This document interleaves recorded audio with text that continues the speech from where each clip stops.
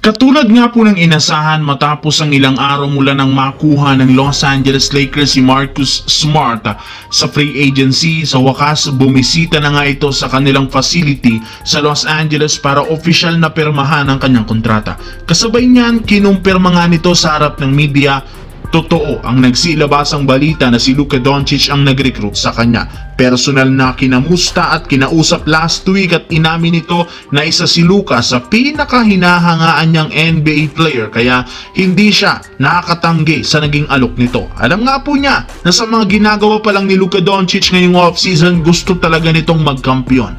Kaya balak nga niya itong tulungan sa pagkuha ng titulo at kasunod ng opisyal na pagpirma, hindi na rin naman napigilan pa ni Lebron ang kanyang sarili na matuwa matapos nitong aminin excited siya sa bagong lineup ng team, lalo na ang kanilang pinakabagong teammate na si Marcus Smart. Noon pa nga daw hinahangaan niya na ang laruan nito lalo sa opensa at depensa kaya hindi na magtataka kung magkakaroon nito ng malaking impact next season. Samantala, palpak. Yan nga ang salitang idinidescribe ngayon ng mga fans sa mismong general manager ng Golden State Warriors na si Mike Dunleavy Jr. dahil makalipas ang ilang linggo mula nang magumpisa ang free agency, wala pa nga silang nakukuhang bagong player. In fact, imbes na lumakas, mas lalo pa nga itong humina dahil nawala nga sa kanila si Kevon Looney. Kaya kung ikukumpara natin ang kanilang kasalukuyang lineup laban sa mga team sa West, wala nga sila ditong panama.